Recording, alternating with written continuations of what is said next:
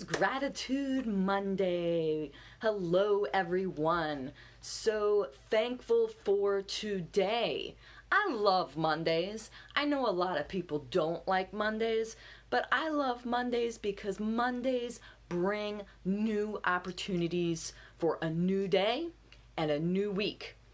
And I'm just so excited about today because I want to talk about seizing the day.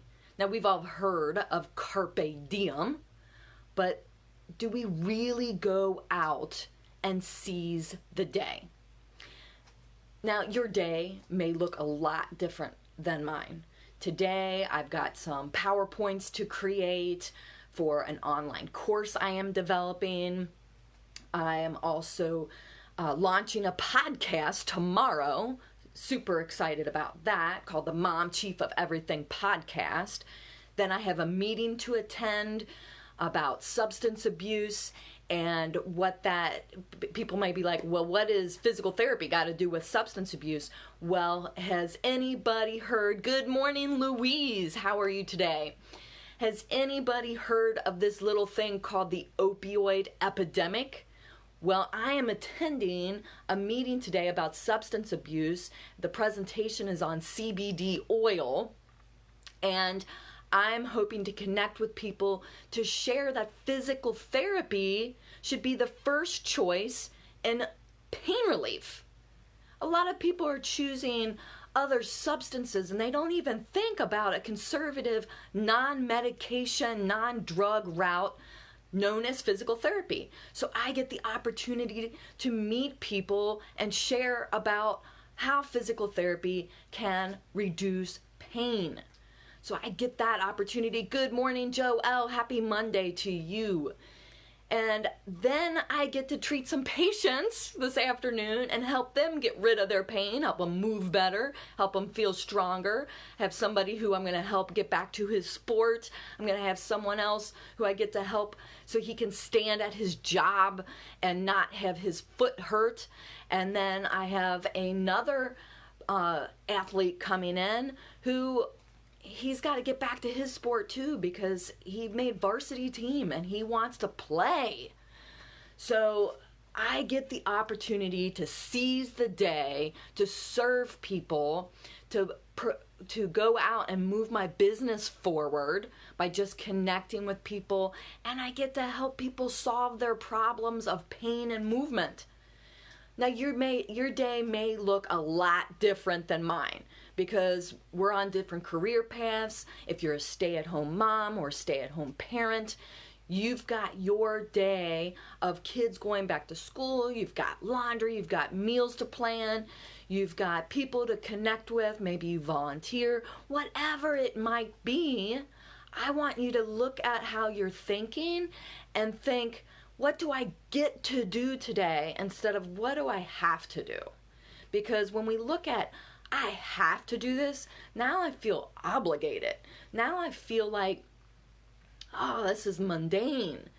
I don't really want to do that. Well, if you don't want to do something, that's a whole other problem, right?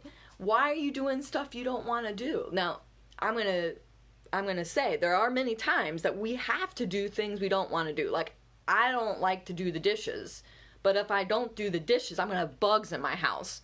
So I get to do the dishes so that I can not have bugs in my house, right? Or I don't like to do the laundry, but I get to do the laundry because that means I had money to buy clothes to wear, and I don't want to have to waste money by only wearing one outfit one time, so I gotta wash them. So when you go through the day, it's not just about seizing the opportunity with your job. It's seizing the opportunity to take the little tasks that maybe you don't want to do, but if you didn't have those tasks to do, you might be in a different place. Like, I get to clean my house because I have enough money to buy a house and have a roof over my head. I get to do cooking or making meals or planning meals because I want to serve my family good food. And frankly, out of selfish reasons, I want to eat good food. when we look at seizing the day, is starting the day out and waking up and thinking, what opportunities do I have today? What do I get to do with my day, with my week, with my month, with my life? Now, that can be a little overwhelming. Like, what do I get to do with my life?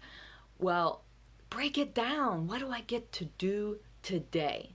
Seize the day. What opportunities do I have today to help people, to serve people, to love on people?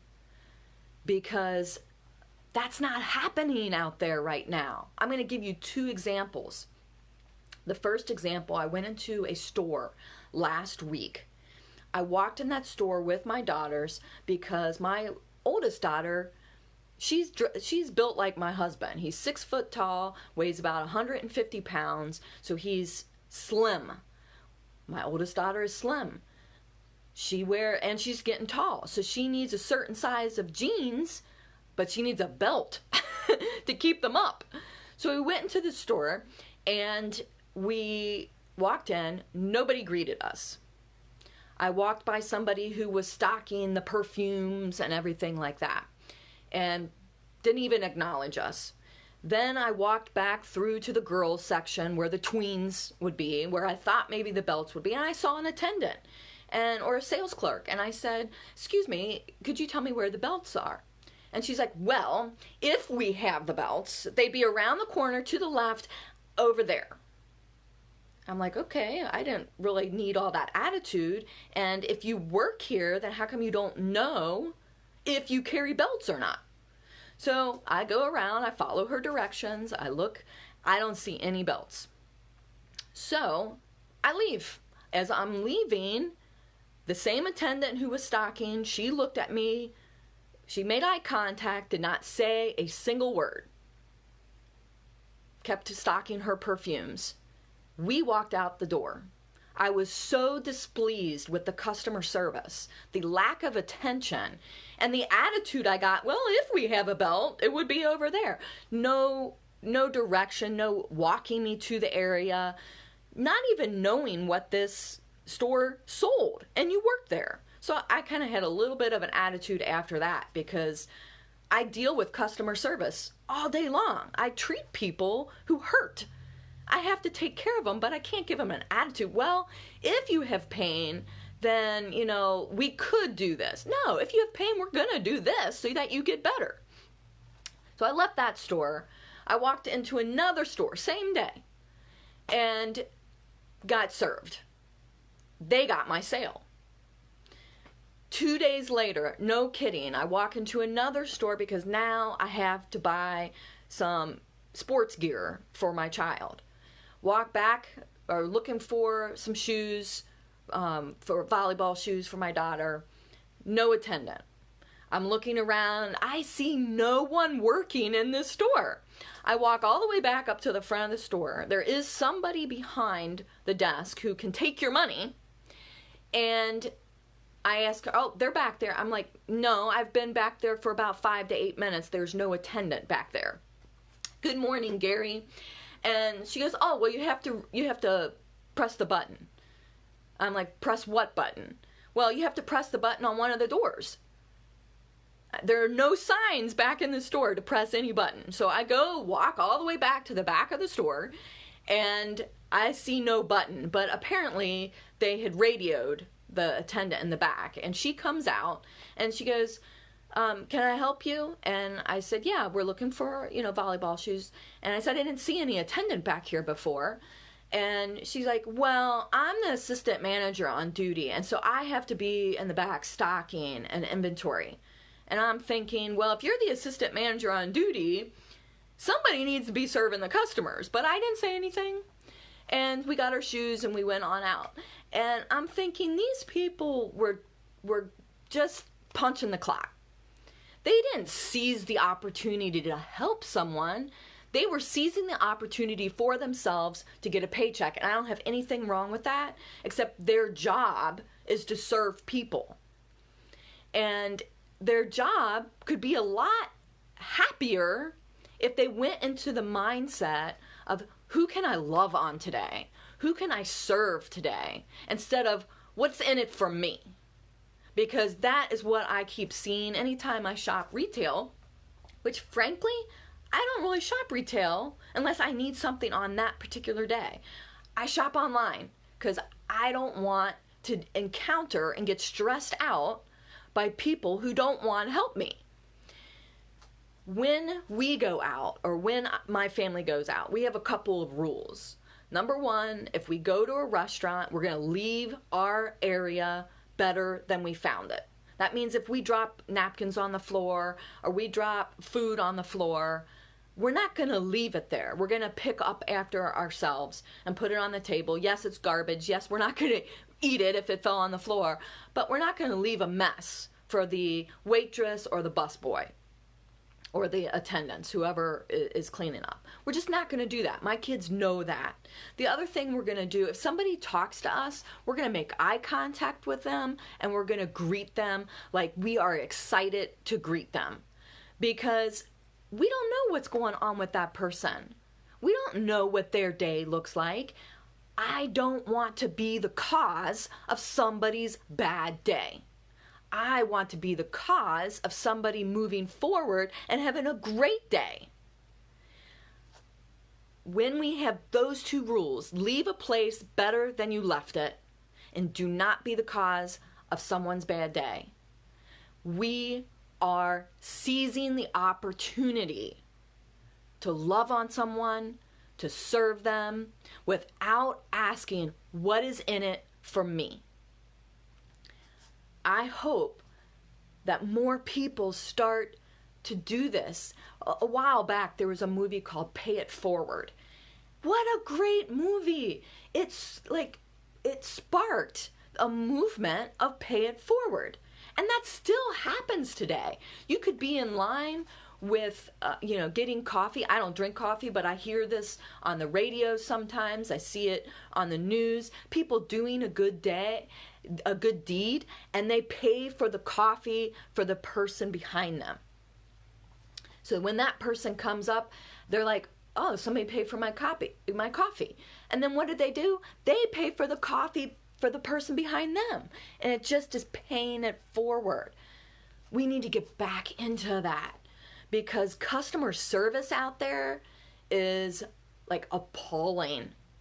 And if you've had poor customer service in the past week or month, go ahead and make a comment in the comment section below.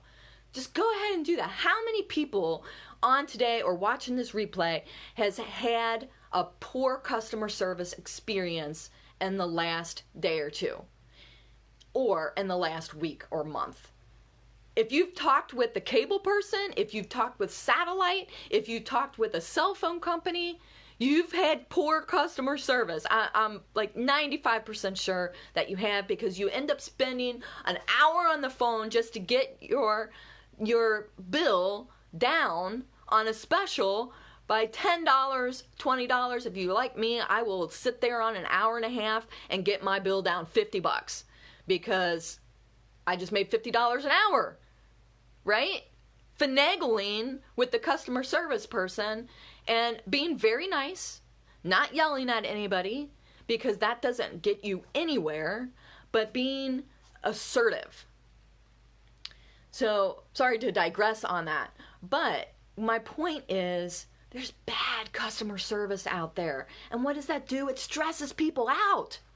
It makes them feel bad. And then it makes them feel like, why am I buying something from these people? I don't want that kind of mindset. I want the mindset is, I'm going to seize the day to take the opportunity to love on someone, serve on people, leave some place or someone in a better spot than they were before I encountered them. And I am not going to be the cause of someone's bad day. When you go out today, think about that. Comment in the feed. Come back to this post and this replay and think about, what can I do for people versus what can I get? Love you all. Thanks for tuning in today. I appreciate it. Give a great day. Go love on some people. Go serve on some people. And seize the day. Seize the opportunity. Thanks a lot.